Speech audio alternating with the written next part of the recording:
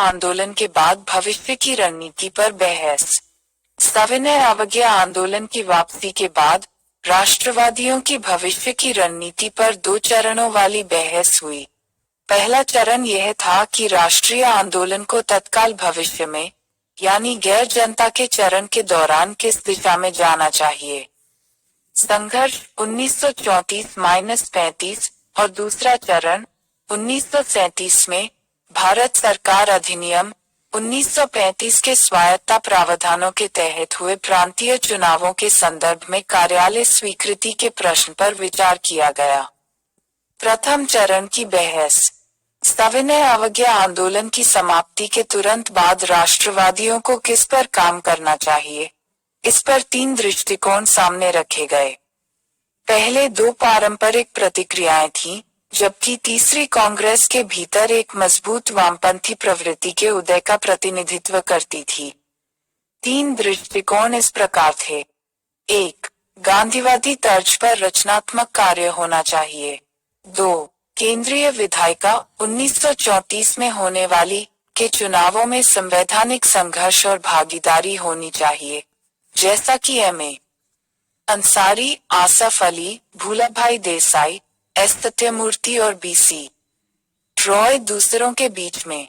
उन्होंने तर्क दिया कि राजनीतिक उदासीनता, चुनाव और परिषद के दौर में काम का उपयोग लोगों के राजनीतिक हित और मनोबल को बनाए रखने के लिए किया जा सकता है। चुनाव और परिषद के काम में भाग लेना संवैधानिक राजनीति में विश्वास के बराबर नहीं था। एक और राजनीतिक मोर्चा कांग्रेस को खड़ा करने में मदद करेगा और अगले चरण के लिए जनता को तैयार करना। यह दृष्टिकोण कांग्रेस को एक निश्चित मात्रा में प्रतिष्ठा और आत्मविश्वास प्रदान करेगा और परिषदों में एक मजबूत उपस्थिति आंदोलन के समकक्ष के रूप में काम करेगी। 3. कांग्रेस के भीतर एक मजबूत वामपंथी प्रवृत्ति, जिसका प्रतिनिधित्व नेहरू ने किया, निलंबित सविनय अवज्ञा आंदोलन के स्थान पर रचनात्मक कार्य और परिषद प्रवेश दोनों की आलोचना की, क्योंकि यह राजनीतिक जन कार्रवाई को दरकिनार कर देगा और उपनिवेशवाद के खिलाफ संघर्ष के मुख्य मुद्दे से ध्यान हटा देगा। इसके बजाय इस वर्ग ने गैर संवैधानिक जन संघर्ष को फिर से शुरू करने और जारी रखने का समर्थन किया, क्योंकि निरंतर आर्थिक संकट और जनता की लड़ाई के लिए तैयार होने के कारण स्थिति अभी भी क्रांतिकारी थी। नेहरू का विजन। नेहरू ने कहा था, दुनिया के लोगों की तरह भारतीय लोगों के सामने मूल लक्ष्य पूंजीवाद का उन्मूलन और समाजवाद की स्थापना है। उन्होंने सविनय अवज्ञा आंदोलन और परिषद प्रविष्टि को आध्यात्मिक हार, आदर्शों का आत्मसमर्पण और क्रांतिकारी से सुधारवादी मानसिकता के लिए एक वापसी पर विचार किया। उन्होंने सुझाव दिया कि किसानों और श्रमिकों और जमींदारों और पूंजीपतियों की आर्थिक और वर्गीय मांगों को लेकर अपने वर्ग संगठनों, किसान सभाओं और ट्रेड यूनियनों में जनता को संगठित करके जनता के पक्ष में निहित हितों को संशोधित किया जाए। उन्होंने तर्क दिया कि इन वर्ग संगठनों को कांग्रेस से संबद्ध होने की अनुमति दी जानी चाहिए। इस प्रकार इसकी नीतियों और गतिविधियों को प्रभावित करना चाहिए। उन्होंने कहा कि जनता के वर्ग संघर्ष को शामिल किए बिना कोई वास्तविक साम्राज्यवाद विरोधी संघर्ष नहीं हो सकता। संघर्ष विराम संघर्ष की रणनीति के लिए नेहरू का विरोध। गांधी के नेतृत्व में बड़ी संख्या में कांग्रेसियों का मानना कि आंदोलन का एक सामूहिक चरण, संघर्ष चरण होना था। इसके बाद सामूहिक संघर्ष के अगले चरण को शुरू करने से पहले राहत का एक चरण, विराम चरण शुरू किया जा सकता है। यह तर्क दिया गया था कि संघर्ष विराम की अवधि जनता को लड़ने के लिए अपनी ताकत को फिर से हासिल करने में सक्षम बनाएगी और सरकार को राष्ट्रवादियों की मांगों का जवाब देने का मौका देगी। जनता अनिश्चित काल तक बलिदान नहीं दे सकती थी। यदि सरकार ने सकारात्मक प्रतिक्रिया नहीं दी, तो जनता की भागीदारी के साथ आंदोलन फिर से शुरू किया जा सकता था। यह संघर्ष विराम संघर्ष या रणनीति थी। रणनीति की आलोचना करते हुए नेहरू ने तर्क दिया कि भारतीय राष्ट्रीय आंदोलन लाहौर कांग्रेस के पूर्ण स्वराज कार्यक्रम के आह्वान के बाद एक मंच पर पहुंच गया था, जिसमें साम्राज्यवाद को उखाड़ फेंकने तक लगातार टकराव और संघर्ष होना चाहिए। उन्होंने कांग्रेस द्वारा निरंतर प्रत्यक्ष कार्रवाई, नीति के रखरखाव की वकालत की और एक संवैधानिक चरण के अंतर्विरोध के बिना। उन्होंने कहा कि असली ताकत 2 आने और 4 आने से नहीं जीती जा सकती। एक रणनीति के खिलाफ उन्होंने एक संघर्ष विजय रणनीति का सुझाव दिया। अंत में काउंसिल एंट्री के लिए हाँ आशंका के साथ राष्ट्रवादियों और ब्रिटिश अधिकारियों ने उम्मीद के साथ सूरत की तर्ज पर कांग्रेस में जल्द या बाद में विभाजन की उम्मीद की, लेकिन गांधी ने विधायिकाओं में प्रवेश की अनुमति की उनकी मूल मांग को स्वीकार करके परिषद में प्रवेश के समर्थकों को सुलह कर लिया।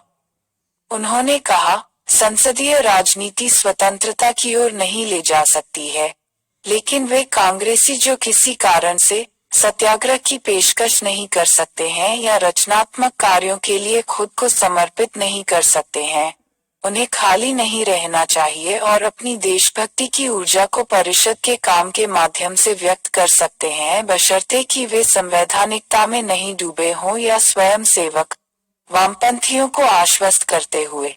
गांधी ने कहा कि सविनय अवज्ञा आंदोलन की वापसी का मतलब अवसरवादियों के सामने झुकना या साम्राज्यवाद से समझौता करना नहीं था।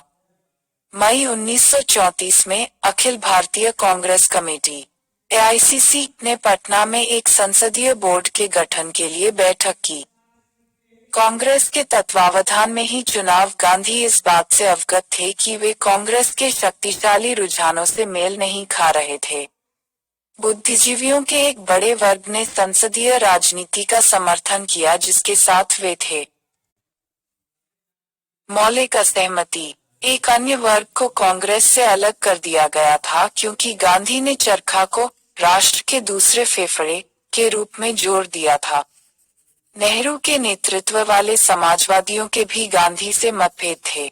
अक्टूबर 1934 में गांधी ने विचार, शब्द और कर्म में इसे बेहतर ढंग से सेवा देने के लिए कांग्रेस से अपने इस्तीफे की घोषणा की।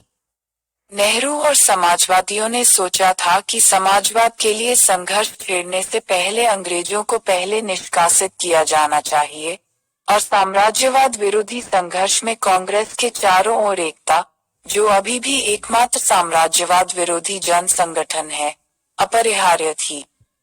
इस प्रकार उन्हें लगा कि जनता से अलग थलग होने की अपेक्षा कांग्रेस को धीरे धीरे कट्टरपंथी बनाना बेहतर है। दक्षिणपंथी भी कम मिलनसार नहीं थे। नवंबर 1934 में हुए केंद्रीय विधानसभा के चुनावों में कांग्रेस ने भारतीयों के लिए आरक्षित 75 में से 45 सीटों पर कब्जा कर लिया। भारत सरकार अधिनियम 1935, 1932 के संघर्ष के बीच तीसरा RTC नवंबर में आयोजित किया गया था, फिर से कांग्रेस की भागीदारी के बिना। चर्चाओं ने 1935 के अधिनियम के निर्माण का नेतृत्व किया। मुख्य विशेषताएं। भारत सरकार अधिनियम अगस्त 1935 में ब्रिटिश संसद द्वारा पारित किया गया था। इसके मुख्य प्रावधान इस प्रकार थे। एक अखिल भारतीय संघ। यह सभी ब्रिटिश भारतीय प्रांतों, सभी मुख्य आयुक्तों के प्रांतों और भारतीय राज्यों, रियासतों को शामिल करना था। संघ का गठन निम्नलिखित की पूर्ति पर सशर्त था। राज्यों की प्रस्तावित परिषद में 52 सीटों के आवंटन वाले राज्यों को संघ में शामिल होने के लिए सहमत होना चाहिए और उपरोक्त श्रेणी के राज्यों की कुल जनसंख्या सभी भारतीय राज्यों की कुल जनसंख्या का 50% होनी चाहिए। चूंकि इन शर्तों को पूरा नहीं किया गया था, प्रस्तावित महासंघ कभी नहीं आया। केंद्र सरकार ने जारी रखा। 1946 तक भारत सरकार के प्रावधानों के अनुसार अधिनियम 1919। 2. संघीय स्तर। कार्यकारी गवर्नर जनरल पूरे संविधान की धुरी थे। प्रशासित होने वाले विषयों को आरक्षित और स्थानांतरित विषयों में विभाजित किया गया था। आरक्षित विषय विदेशी मामलों, रक्षा, आदिवासी क्षेत्रों और तट संबंधी मामलों को विशेष रूप से गवर्नर जनरल द्वारा कार्यकारी पार्षदों की सलाह पर प्रशासित किया जाना था। कार्यकारी पार्षदों को केंद्रीय विधायिका के प्रति उत्तरदायी नहीं होना था। हस्तांतरित विषयों में अन्य सभी विषय शामिल थे और विधायिका द्वारा चुने गए मंत्रियों की सलाह पर गवर्नर जनरल द्वारा प्रशासित किए जाने थे। इन मंत्रियों को संघीय विधायिका के प्रति जिम्मेदार होना था और निकाय का विश्वास खोने पर इस्तीफा देना था। गवर्नर जनरल भारत की सुरक्षा और शांति के लिए अपनी विशेष जिम्मेदारियों के निर्वहन में अपने व्यक्तिगत निर्णय में कार्य कर सकता था। विधान सभा द्विसदनीय विधायिका में एक उच्च सदन, राज्यों की परिषद और एक निचला सदन, संघीय विधानसभा होना था। काउंसिल ऑफ स्टेट्स को 260 सदस्यीय सदन होना था। आंशिक रूप से सीधे ब्रिटिश भारतीय प्रांतों से निर्वाचित और आंशिक रूप से 40% राजकुमारों द्वारा नामित किया गया था। फेडरल असेंबली को 375 सदस्यीय सदन होना था। आंशिक रूप से अप्रत्यक्ष रूप से ब्रिटिश भारतीय प्रांतों से और आंशिक रूप से चुने गए 1/3 राजकुमारों द्वारा मनोनीत। अजीब तरह से राज्यों की परिषद के लिए चुनाव प्रत्यक्ष था और वह संघीय विधानसभा के लिए अप्रत्यक्ष रूप से। राज्यों की परिषद को के साथ एक स्थायी निकाय होना था। 1/3 सदस्य प्रत्येक तीसरे वर्ष सेवानिवृत्त हो रहे हैं। सभा की अवधि 5 वर्ष होनी थी। विधायी उद्देश्यों के लिए 3 सूचियां संघीय, प्रांतीय और समवर्ती होनी थी। संघीय विधानसभा के सदस्य मंत्रियों के खिलाफ अविश्वास प्रस्ताव ला सकते हैं। राज्यों की परिषद कर सकती है। अविश्वास प्रस्ताव नहीं लाया। धर्म आधारित और वर्ग आधारित निर्वाचक मंडल की व्यवस्था को और आगे बढ़ाया गया। बजट का 80% गैर मतदान योग्य था। गवर्नर जनरल के पास अवशिष्ट शक्तियां थीं। वह अनुदान में कटौती बहाल कर सकता था। बी विधायिका द्वारा अस्वीकार किए गए बिलों को प्रमाणित करें। सी अध्यादेश जारी करना और डी अपने वीटो का प्रयोग करें। 3 प्रांतीय स्वायत्ता। प्रांतीय स्वायत्ता ने द्वैध शासन का स्थान ले लिया। प्रांतों को स्वायत्ता दी गई और अलग कानूनी पहचान। प्रांतों को राज्य के सचिव और गवर्नर जनरल के अधीक्षण निर्देशन से मुक्त कर दिया गया था। प्रांतों ने अब से सीधे ब्रिटिश क्राउन से अपना कानूनी अधिकार प्राप्त किया। प्रांतों को स्वतंत्र वित्तीय शक्तियां और संसाधन दिए गए। प्रांतीय सरकारें अपनी सुरक्षा पर धन उधार ले सकती थीं। कार्यकारी गवर्नर को क्राउन का नामिती होना था और राजा की ओर से अधिकार का प्रयोग करने के लिए प्रतिनिधि। एक प्रांत में राज्यपाल को अल्पसंख्यकों, सिविल सेवकों के अधिकार, कानून और व्यवस्था, ब्रिटिश व्यापारिक हितों, आंशिक रूप से बहिष्कृत क्षेत्रों, रियासतों आदि के संबंध में विशेष अधिकार होने थे। राज्यपाल पदभार संभाल सकते हैं और अनिश्चित काल के लिए चल सकते हैं। प्रशासन सांप्रदायिक अधिनिर्णय पर आधारित विधानमंडल पृथक निर्वाचक मंडलों को परिचालित किया जाना था। सभी सदस्यों को सीधे निर्वाचित किया जाना था। मताधिकार बढ़ाया गया था। महिलाओं को पुरुषों के समान अधिकार मिला। मंत्रियों को एक प्रमुख की अध्यक्षता वाली मंत्रिपरिषद में सभी प्रांतीय विषयों का प्रशासन करना था। विधायिका के प्रतिकूल मत द्वारा मंत्रियों को जवाबदेह और हटाने योग्य बनाया गया था। प्रांतीय विधायिका प्रांतीय और समवर्ती सूचियों के विषयों पर कानून बना सकती है। बजट का 40% अभी भी मतदान योग्य नहीं था। राज्यपाल का किसी विधेयक को स्वीकृति देने से इनकार कर सकता है। बी अध्यादेश जारी करना और सी राज्यपाल के अधिनियमों को अधिनियमित करें। अधिनियम का मूल्यांकन। कई सुरक्षा उपायों और गवर्नर जनरल की विशेष जिम्मेदारियों ने उचित में ब्रेक के रूप में काम किया। अधिनियम की कार्यप्रणाली। प्रांतों में राज्यपाल के पास अभी भी व्यापक शक्तियां थीं। इस अधिनियम ने ब्रिटिश भारतीय आबादी के 14% को मताधिकार दिया। सांप्रदायिक निर्वाचन प्रणाली का विस्तार। विचारों। हमने 1935 का अधिनियम इसलिए तैयार किया क्योंकि हमें लगा कि भारत में ब्रिटिश प्रभाव को बनाए रखने का यह सबसे अच्छा तरीका है।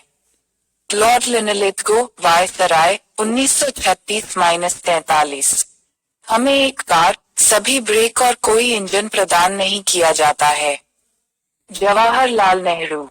भारत में संवैधानिक उन्नति की प्रक्रिया किसके द्वारा निर्धारित की जाती है? भारतीय सहयोगियों को राज्य की ओर आकर्षित करने की आवश्यकता। B.R. टॉमलिंसन और विभिन्न हितों के प्रतिनिधित्व ने अलगाववादी को बढ़ावा दिया। प्रवृत्तियां जिनकी परिणति भारत के विभाजन में हुई। इस अधिनियम ने एक कठोर संविधान प्रदान किया जिसमें आंतरिक विकास की कोई संभावना नहीं थी। संशोधन का अधिकार सुरक्षित रखा गया था। ब्रिटिश संसद। दीर्घकालिक ब्रिटिश रणनीति दमन केवल एक अल्पकालिक रणनीति हो सकती है। लंबे समय में रणनीति राष्ट्रीय आंदोलन को कमजोर करने और आंदोलन के बड़े हिस्से को औपनिवेशिक, संवैधानिक और प्रशासनिक ढांचे में एकीकृत करने की थी। सुधारों से की राजनीतिक स्थिति को पुनर्जीवित किया जा सकेगा। संवैधानिक उदारवादी और नरमपंथी जिन्होंने जनता को खो दिया था। सविनय अवज्ञा आंदोलन के दौरान समर्थन। पहले दमन और अब सुधार कांग्रेसियों के एक बड़े वर्ग को एक अतिरिक्त कानूनी संघर्ष की अप्रभाविता के प्रति आश्वस्त करेंगे। एक बार कांग्रेसियों ने सत्ता का स्वाद चख लिया तो वे त्याग की राजनीति में वापस जाने के लिए अनिच्छुक होंगे। सुधारों का इस्तेमाल कांग्रेस दक्षिणपंथी के भीतर असंतोष पैदा करने के लिए किया जा सकता है जिसे संवैधानिक रियायतों के माध्यम से शांत किया जा सकता है और कट्टरपंथी वामपंथियों को पुलिस उपायों के माध्यम से कुचल दिया जा सकता है। प्रांतीय स्वायत्तता शक्तिशाली प्रांतीय नेताओं का निर्माण करेगी जो धीरे धीरे राजनीतिक सत्ता के स्वायत्त केंद्र बन जाएंगे। इस प्रकार कांग्रेस का प्रांतीयकरण हो जाएगा और केंद्रीय नेतृत्व कमजोर हो जाएगा। राष्ट्रवादियों की प्रतिक्रिया। 1935 के अधिनियम की लगभग सभी वर्गों ने निंदा की और कांग्रेस ने सर्वसम्मति से इसे खारिज कर दिया। हिंदू महासभा और नेशनल लिबरल फाउंडेशन ने हालांकि खुद को 1935 के अधिनियम के केंद्रीय और साथ ही प्रांतीय स्तर पर काम करने के पक्ष में घोषित किया। इसके बजाय कांग्रेस ने स्वतंत्र भारत के लिए एक संविधान बनाने के लिए वयस्क मताधिकार के आधार पर निर्वाचित एक संविधान सभा बुलाने की मांग की। दूसरे चरण की बहस। 1937 की शुरुआत में प्रांतीय विधानसभाओं के चुनावों की घोषणा की गई और एक बार फिर राष्ट्रवादियों द्वारा अपनाई जाने वाली भविष्य की रणनीति पर बहस शुरू हुई। कांग्रेस में सभी इस बात से सहमत थे कि 1935 के अधिनियम का जड़ और शाखा का विरोध किया जाना था, लेकिन यह स्पष्ट नहीं था कि यह उस दौर में कैसे किया जाए जब जन आंदोलन अभी तक संभव नहीं था। इस बात पर पूर्ण सहमति थी कि कांग्रेस इन चुनावों को एक विस्तृत राजनीतिक और आर्थिक कार्यक्रम के आधार पर लड़े, जिससे लोगों की साम्राज्यवाद विरोधी चेतना गहरी हो। लेकिन चुनाव के बाद क्या करें यह अभी स्पष्ट नहीं था। कांग्रेस को बहुमत मिला तो क्या किसी प्रांत में सरकार बनाने के लिए राजी होना था? इन सवालों पर राष्ट्रवादियों के बीच तीखे मतभेद थे। बहस के दोनों पक्षों को जल्द ही बाएं और दाएं लाइनों के साथ उभरते हुए वैचारिक विभाजन के साथ पहचाना गया।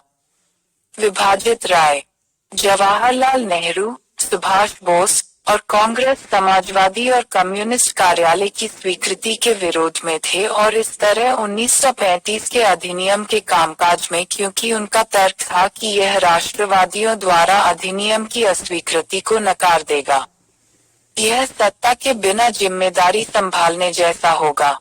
साथ ही यह आंदोलन के क्रांतिकारी चरित्र को भी छीन लेगा, क्योंकि संवैधानिक कार्य स्वतंत्रता, आर्थिक और सामाजिक न्याय और गरीबी हटाने के मुख्य मुद्दों को दरकिनार कर देगा।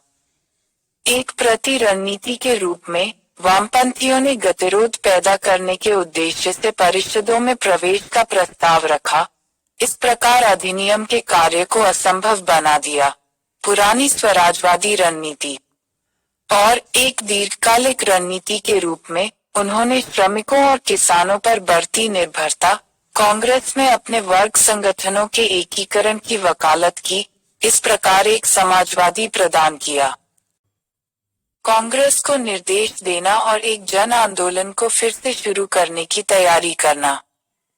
पद स्वीकृति के समर्थकों ने तर्क दिया कि वे 1935 के अधिनियम का मुकाबला करने के लिए समान रूप से प्रतिबद्ध थे, लेकिन विधायिकाओं में काम केवल एक अल्पकालिक रणनीति होना था, क्योंकि उस समय एक जन आंदोलन का विकल्प उपलब्ध नहीं था और केवल जन संघर्ष ही सक्षम था। स्वतंत्रता जीतना, पद पर कब्जा या अस्वीकृति समाजवाद की नहीं बल्कि रणनीति की बात थी। वे इस बात से सहमत थे कि गलत प्रवृत्तियों में फंसने का खतरा है, लेकिन जवाब था इन प्रवृत्तियों से लड़ना और पद छोड़ना नहीं। प्रशासनिक क्षेत्र को सरकार समर्थक प्रतिक्रियावादी ताकतों के लिए खुला नहीं छोड़ा जाना चाहिए। सीमित शक्तियों के बावजूद प्रांतीय मंत्रालयों का उपयोग रचनात्मक कार्यों को बढ़ावा देने के लिए किया जा सकता है। गांधी की स्थिति, गांधी ने सीडब्ल्यूसी की बैठकों में कार्यालय की स्वीकृति का विरोध किया, लेकिन 1936 की शुरुआत तक वह कांग्रेस के मंत्रालयों के गठन के लिए एक परीक्षण देने को तैयार थे। 1936 की शुरुआत में लखनऊ और 1937 के अंत में फैजपुर में अपने सत्रों में कांग्रेस ने चुनाव लड़ने का फैसला किया और चुनाव के बाद के चरण के लिए पद की स्वीकृति के निर्णय को स्थगित कर दिया। कांग्रेस का प्रस्ताव था, इस संविधान को प्रस्तुत करने या इसके साथ सहयोग करने के लिए नहीं, बल्कि विधायिकाओं के अंदर और बाहर इसका मुकाबला करने के लिए, ताकि इसे समाप्त किया जा सके। फरवरी 1937 में प्रांतीय विधानसभाओं के चुनाव हुए। 11 प्रांतों मद्रास, मध्य प्रांत, बिहार, उड़ीसा, संयुक्त प्रांत, बॉम्बे प्रेसिडेंसी, असम, NWFP, बंगाल, पंजाब और सिंध में चुनाव हुए। यह चुनाव पहले थे जिनमें पहले से कहीं अधिक भारतीय भाग लेने के पात्र थे। रिपोर्टों के अनुसार अनुमानित 30.1 मिलियन व्यक्तियों, जिनमें 4.25 मिलियन महिलाएं शामिल हैं, को मताधिकार कुल जनसंख्या का 14% दिया गया था, और इनमें से 15.5 मिलियन, जिनमें 917,000 महिलाएं शामिल थीं, ने वास्तव में अपने मताधिकार का प्रयोग किया था। चुनाव के लिए कांग्रेस के घोषणा पत्र ने 1935 के अधिनियम की पूर्ण अस्वीकृति की पुष्टि की और कैदियों को रिहा करने, हटाने का वादा किया। लिंग और जाति के आधार पर विकलांगता, कृषि व्यवस्था में आमूलचूल परिवर्तन, लगान और राजस्व में भारी कमी, ग्रामीण ऋणों में कमी, सस्ते ऋण और ट्रेड यूनियन बनाने और हड़ताल करने का अधिकार। गांधी एक भी चुनावी सभा में शामिल नहीं हुए। कांग्रेस का प्रदर्शन, कांग्रेस ने चुनाव लड़ी 1161 सीटों में से 716 पर जीत हासिल की। 11 प्रांतों की विधानसभाओं में 1585 सीटें थीं। बंगाल, असम, पंजाब, सिंध और NWFP को छोड़कर इसे सभी प्रांतों में बहुमत मिला और बंगाल, असम और में सबसे बड़ी पार्टी के रूप में उभरी। NWFP, इस प्रदर्शन के कारण कांग्रेस की प्रतिष्ठा बढ़ी और नेहरू की प्रमुख रणनीति के साथ सामंजस्य बिठाने लगे। सारांश, प्रथम चरण की बहस। 1. गांधीवादी तर्ज पर रचनात्मक कार्य। संवैधानिक संघर्ष और चुनावों में भागीदारी। रचनात्मक कार्य और संवैधानिक संघर्ष की अस्वीकृति। CTM की निरंतरता। भारत सरकार अधिनियम 1935 ने एक अखिल भारतीय संघ का प्रस्ताव रखा, द्विसदनीय विधायिका में। केंद्र, प्रांतीय स्वायत्ता, विधान संघ के लिए 3 सूचियां। प्रांतीय और समवर्ती केंद्र में प्रशासित होने वाले विषयों को आरक्षित में विभाजित किया गया और स्थानांतरित श्रेणियां। प्रांतीय विधायक सीधे चुने जाने हैं। 1937 की शुरुआत में प्रांतीय विधानसभाओं के चुनाव हुए। बॉम्बे, मद्रास, मध्य प्रांत, संयुक्त प्रांत, बिहार, उड़ीसा, असम और NWFP में कांग्रेस के मंत्रालय बने। दूसरे चरण की बहस। नेहरू, सुभाष, कांग्रेस और समाजवादियों ने कार्यालय का विरोध किया। स्वीकृति।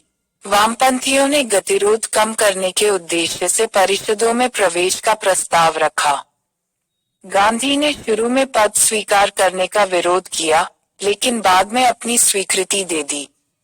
लखनऊ 1936 और फैजपुर 1937 में कांग्रेस के अधिवेशनों ने चुनाव लड़ने का फैसला किया।